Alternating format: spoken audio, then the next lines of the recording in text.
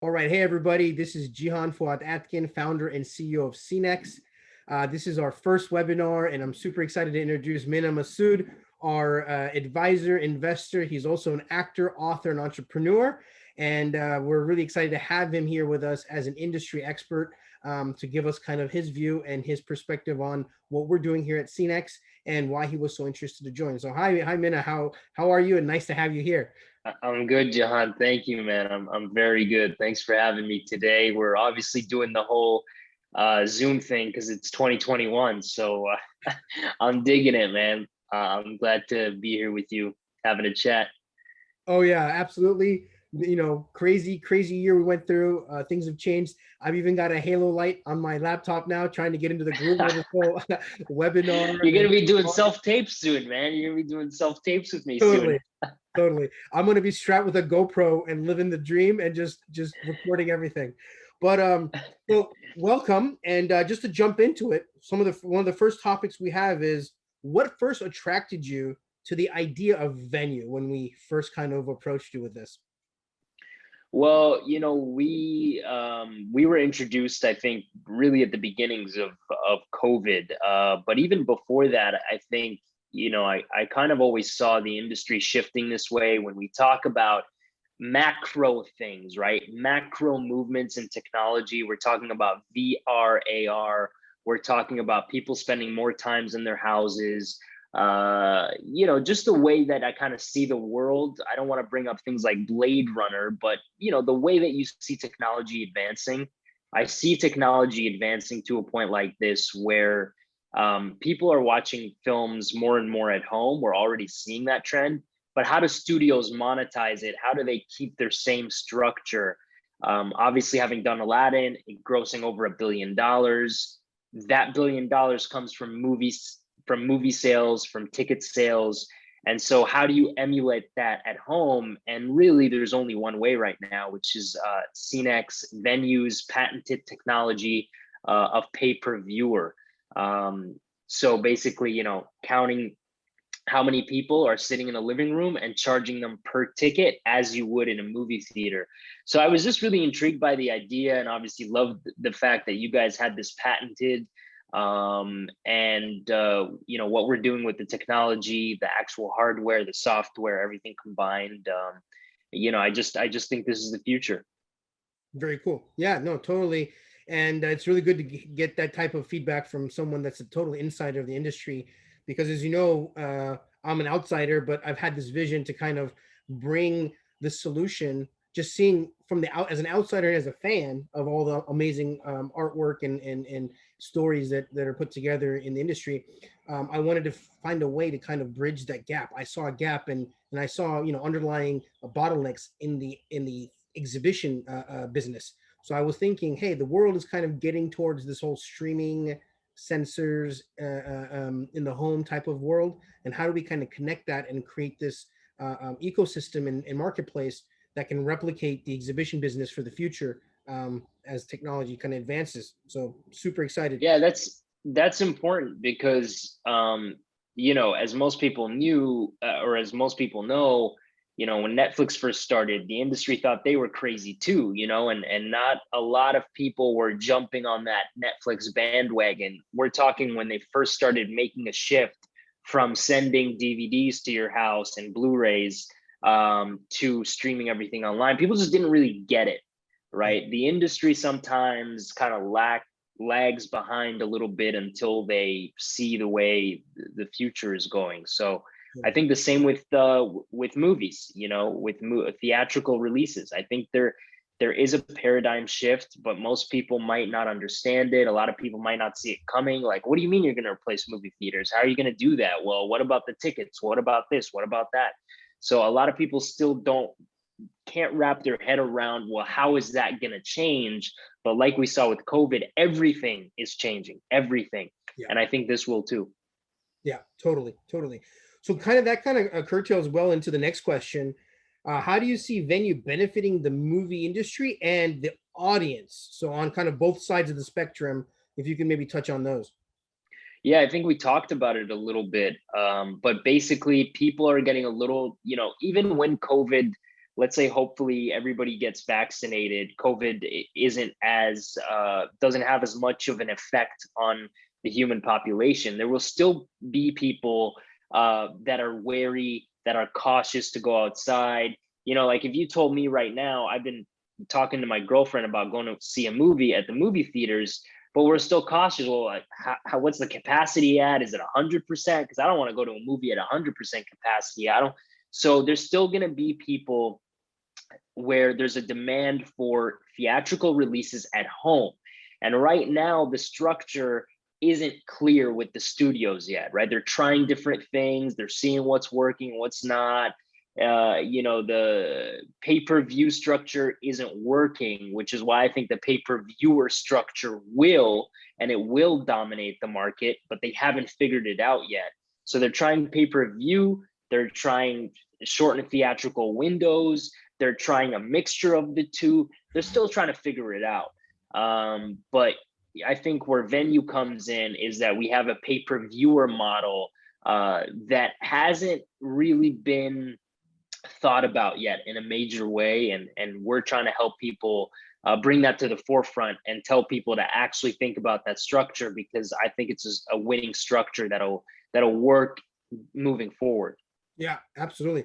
I think to add to that, I think with COVID, some of the major exhibitors survived, but a lot of the smaller exhibitors, as you see, have either bankrupt or gone, which caused a problem because the smaller theaters and the smaller chains were servicing like their rural markets, right? They're kind of like the smaller markets where you might have like a 2-screener or a 3-screener.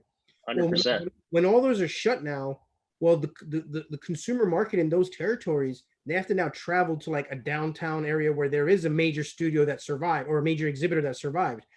So now it's now, you know, even before COVID, in my perspective, there was already these underlying limitations and bottlenecks, such as number of screens, number of theaters, number of hours of operation, you know.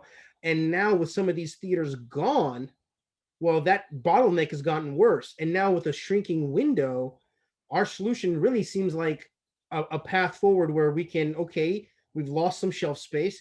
Okay, we've also now shrunk the window. How can we now expand exposure and audience, you know, eyeballs and ticket sales? So I think you know, the landscape is shifting towards what we've been preparing for.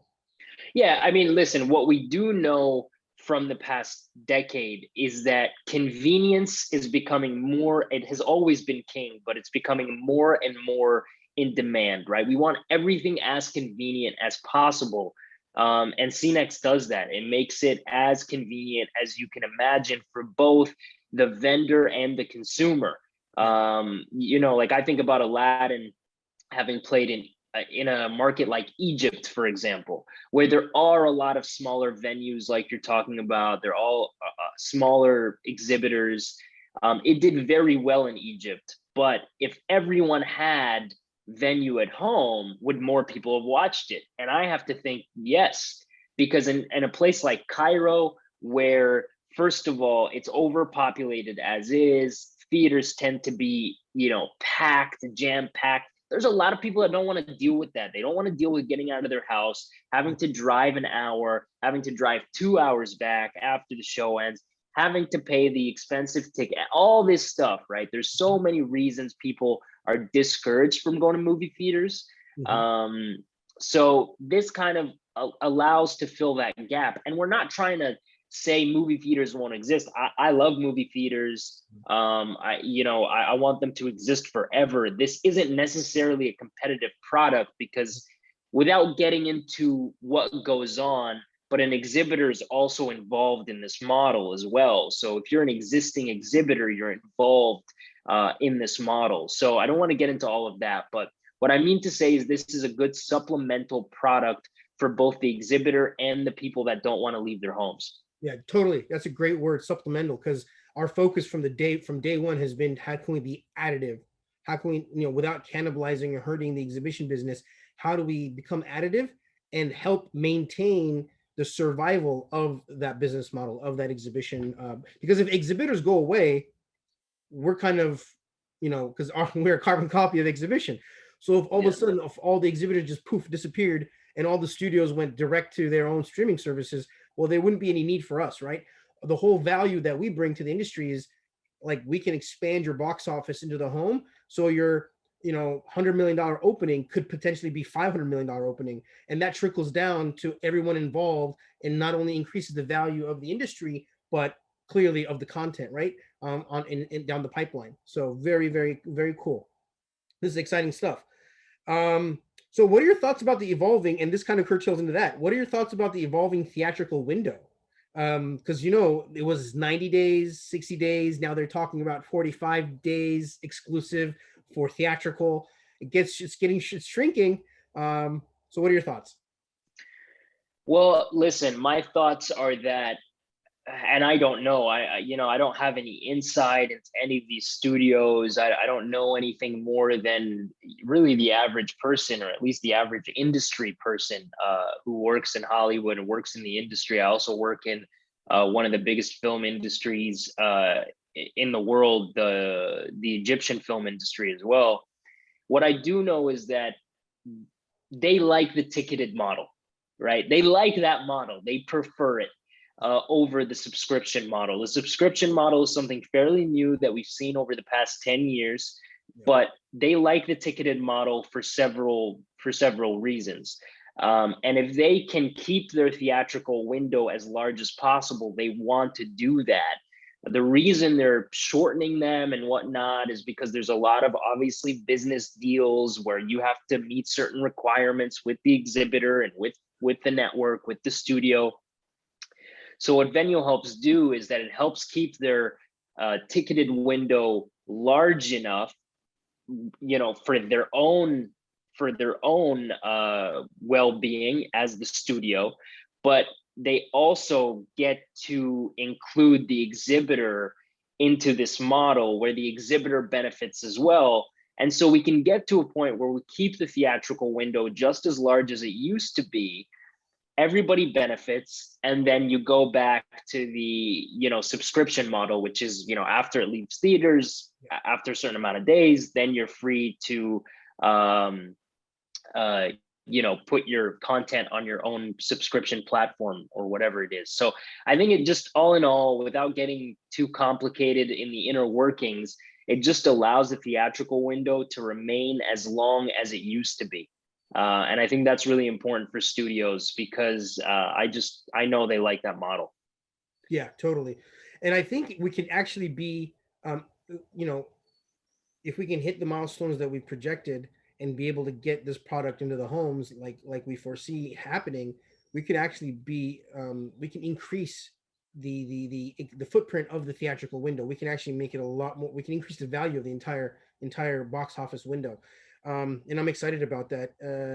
And we talk a lot about film, but just to kind of reiterate, this technology we're talking about is also for concerts, musicals, operas, anything that would require physical attendance. So although movies is a big part of our push, we're actually, really excited about the opportunity we can, create, and the technology we can leverage to bring this ticketed ecosystem to all the arts and storytellers and performers, entertainers. So this is really cool. We think for the future, and also for the consumer, right? Like they're not going to go on Venue just for movies. They'll know that Venue is a place where they can catch all forms of premium ticket entertainment, whether it's movies or concerts or a fashion show or a boxing event or a stand-up comedy show. So it just kind of attracts a wide range of audiences, I believe. Well, yeah, and listen, what I believe as well is, and what I know is that companies are putting billions of dollars into VR, for example, right? It's going to get to a point where, especially for live events, you're going to be able to put on a VR headset and have a courtside seat to a basketball game, but really you're at home. It will get to a point where that happens. Yep. And if you want to be able to, again, ticket per viewer, this technology is incredibly important because you need it to be able to do that. Whether the means is putting on a headset, watching through a TV, whatever it is, right? We're talking about the pay-per-viewer model, which is new to a lot of people. I think when VR really starts to take off as well, this is going to be a no-brainer for tech companies because they need this technology to be able to do that. Because I do believe that you'll be able to put on a VR headset and watch your favorite artist in their concert, watch a basketball game, sporting events, whatever it is. And it all goes back to the pay-per-view or ticketing model. No, I totally agree. And in addition to VR, maybe even AR, have them, like performing on your coffee table. I mean, why not? Right? Like, Why not? you literally could. But I mean, that's a different business, Cihan. Maybe we'll get into that. No, for sure.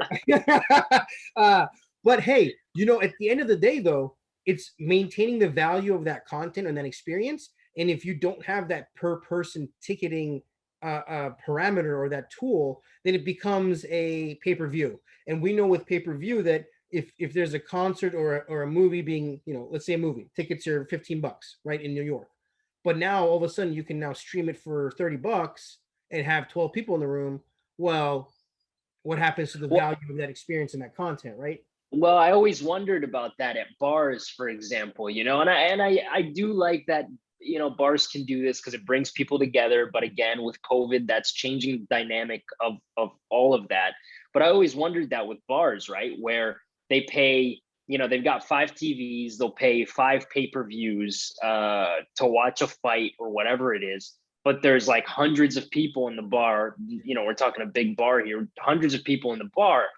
And, it doesn't make sense for what they actually want to do. I don't think when they started pay-per-view, they meant it to, be able to buy it once and have 100 people watching. I don't know. I could be wrong. I don't know those guys that invented that model, but I think this is a much better model for everybody involved. You're also able to bring the price drastically down where, let's say a UFC fight or any fight costs, $50, but there's only one person in the household. He still has to pay that. Yeah. Whereas with the pay-per-viewer model, we can drastically reduce that cost for that one person and be able to scale it. So if there's 5, 10 people in the house, well, they have to pay a little bit more than the one person watching from his household. That's fair. Yeah. It's not fair when I have a family of 10 and a family of 2, and they both have to pay the same to watch the same event. It doesn't make sense. Yeah, absolutely. And I think also to add to that, the market you're in. So if you're in New York versus Biloxi, Mississippi, should you be paying the same price? Yeah.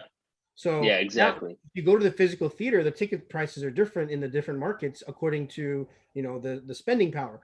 Well, shouldn't everything be kind of designed that way? So yeah. Our technology actually allows for that. So which I think is going to be a huge plus for the storytellers and the entertainers to be able to expand their audience. Because you made a great point. If you're one person and you're gonna have to dish out $30 or $50, that may be a big bite. But if you're one person and you're paying $10 a person, and maybe the system, because the content owner put it that way, caps it like 5 tickets, because then it's $50, and then after that it's pay-per-view, right? You can have however many people.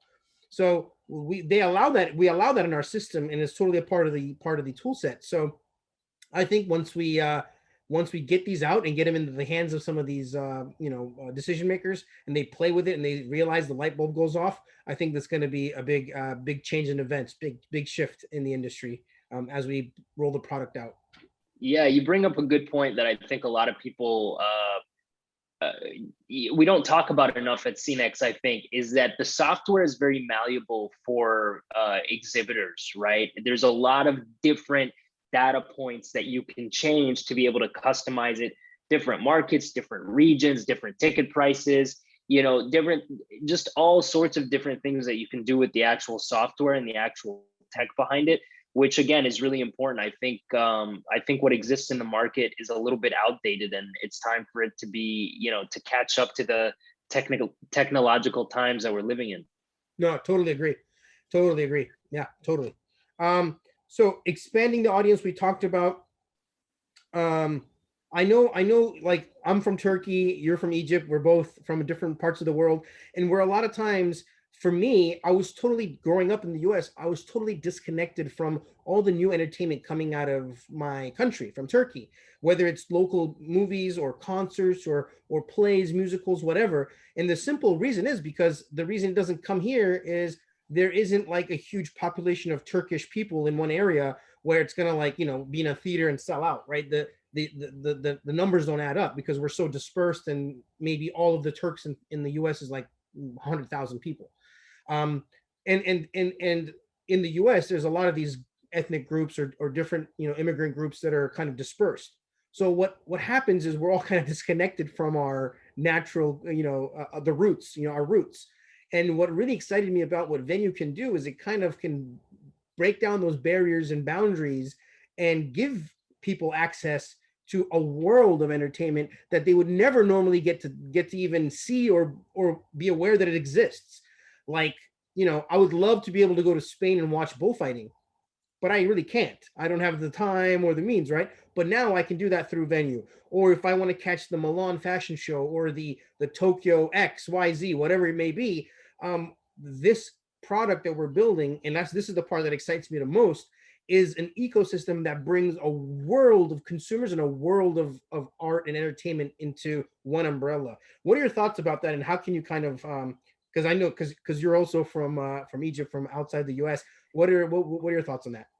Yeah, I mean, you unloaded a lot there. Obviously, the live event, I think that's a no-brainer. Of course, if Christina Aguilera is performing in Vegas, someone from Egypt isn't going to be able to watch her. But with this technology, they can actually, although it's going to be on their TV. But for the exhibitor, they'll ask the price that they want to ask for, and if you're willing to pay the ticket, you'll be able to watch Christina Aguilera perform live in Vegas.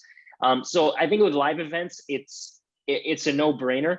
I don't see why live events wouldn't integrate this tech and this model, because it's more cash in their product essentially, and not just for them, for the artist as well, if they're getting kickbacks, whatever it is. I think it's a win-win for everybody, and I think they're starting to implement more technology in these live concerts anyways, just because of the whole VR AR movement. So I think it's a no-brainer. But I'll tell you kind of from my perspective as an artist, what this does for me, what it does for the independent filmmakers. That's a really important one, because we talk a lot about Venue and XCINEX, about the big studios, because obviously they're an integral part of this, but we don't talk enough about the independent filmmakers. And I'll tell you what it does for them.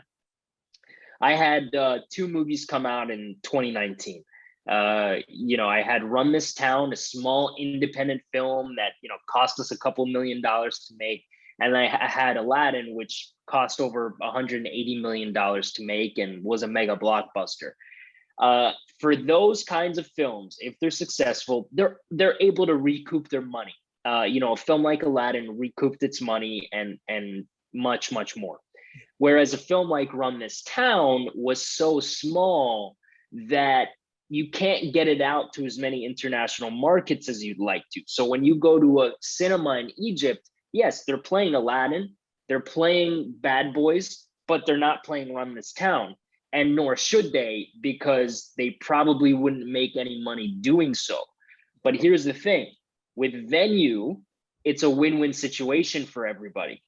You put Run This Town on Venue, people in Egypt can buy a ticket and choose to watch it because, there's an Egyptian actor in it. Maybe they want to check it out. There's actually a little Arabic in it. So maybe they want to check it out. Maybe they want to buy a ticket to that film. It gives them access. Mm-hmm. It gives them convenience for the audience, but also for the independent filmmaker, that he's now able to distribute this product with ease in these other markets.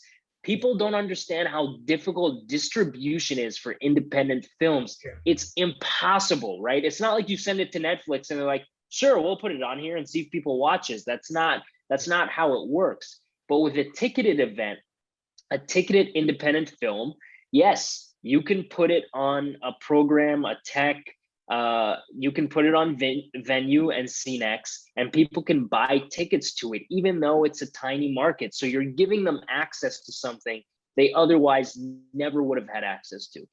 Totally. And just to add to that, I think a lot of people think like these big studios with big names are always making good movies, and independent movies are not. They're not always good. But I think that's totally like incorrect. I've been, and I'm a movie fan, I watch independent movies all the time, and a lot of times some independent movies, I'd put them head to head against any of these big productions. The story, the acting, everything is legit. It's just that they're a smaller production. They didn't have the big budget to spend $100 million on marketing, and they had to four wall the theater to get it in there, right? So like all these different challenges that the big boys don't go through, that the independents do, is very real. And with Venue, we're hoping to level the playing field, because like you said, if you have the talent, and if you've got the right people in place, and you put this small production together and it's a great story, but you don't have the $100 million to market it worldwide, well, you can put it on Venue. We'll get it in front of people, and those people that go to the theater to watch Bad Boys or Godzilla versus King Kong, great. You know, they want to, obviously they want to see that big CGI movie on a big screen. But then the reason why they won't see the smaller movie in the theater is because, like, they can't just go to the theater every day of the week, right? You're not going to just get up and go to the theater every single day of the weekend even. So when you get there, you're picking the biggest, the best, you know, most attractive thing to watch. But then there's other things in there that you want to watch, but you're just not going to go back to the theater. But for sure, you'll be able to sit on your couch when the kids are in bed, cuddle up with wifey or your significant other, and pop some popcorn and enjoy these other brand new releases. And I think that's exactly where Venue's going to come in and kind of level the playing field. Yeah, yeah. I listen. I think for the independent film market, this is integral. It's essential. It'll change the game for a lot of independent filmmakers, and I think that's really important to get across as well. Because, you know, I don't know the number off the top of my head. I'm not gonna just throw out a number, but a big percentage of films made every year are independent films. There's more independent films being made than there are studio films. And this allows those people to get in front of people and show their films and get the same back that a studio film would. You know, like, I've done a lot of independent films, and it's just not fair sometimes that, well, you know, we can't sell our movie tickets for $15. We can't even get into a movie, you know, we can't even get into a movie theater to be able to do that. But we think our movie's good enough. So with Venue and XCINEX, I think what will help solve that problem for sure. You know, we'll just level the playing field for a lot of independent filmmakers and a lot of independent film lovers as well. You know, there's tons of film lovers that go to festivals like TIFF and South by Southwest and Sundance, and they go because they want to scour for those independent small movies. They want to watch them, and they can't watch them, so you have to go to the film festival. Well, now you can watch them at home. Yeah. Hey, Cihan, you still with me? You froze there for a sec. Yeah, you froze too. It's all good. I think we had the audio come in, but the video froze, so it's all good though. Okay, good. I think they might. I think that might get fixed when you watch it back. Sometimes that happens when you get the recording, and it doesn't lag when there's a recording. Yeah, but the audio was there, and I totally agree with you. I think this is, and I think that's the part that excites me the most about what we're doing. Just the ability to create that change and that shift in the industry, where now we can level the playing field, and so much more content and stories and entertainment can get out there to the eyeballs that want to see them. You know. Yeah, this is exciting stuff. So that actually brings us to the end of our first webinar. Thank you so much, Mena, and I really, really appreciate everything that you do for us and your involvement in XCINEX and your insights. And you know, definitely thank you for your time today and answering some questions and getting on the camera with us. Of course, man. You're one of the hardest working people I know, so I'm glad to do this. I'm glad to be a part of the company, and you know, I think this is an important step for the industry. Like I said, both the big studios and the independent filmmakers, live events. I mean, I think this is definitely the way of the future. So I'm excited. I'm excited for the future. Really cool. And before we jump off, do you have anything you want to shout out? Any upcoming projects? Anything that we can actually know, or is everything a secret? Yeah, I just wrapped my film for Netflix not too long ago with Laura Morano. That should be in the works. I don't have any more information than that. And I'm filming my first Arabic language film in broad daylight in Egypt. So that's really exciting too. And just getting to learn about that market, like we talked about, right? It's a completely different market than the Hollywood market as well. But the artists there are, you know, just as talented and just as artistic as anywhere else in the world, and filmmakers and the audiences are just as hungry for content as anywhere else. So working in these different markets in these different languages have allowed me to kind of broaden my view for CNEX and Venue as well. So those are the two projects I'd give a shout out to for now. Awesome. Thank you so much. And we love having you as a part of the family here at CNEX. And we follow all your achievements and awesome, endeavors. Best of luck to you in the future. And thanks again for being a part of the webinar. Thanks, Cihan. Take care, man. All right. Take care. Peace out.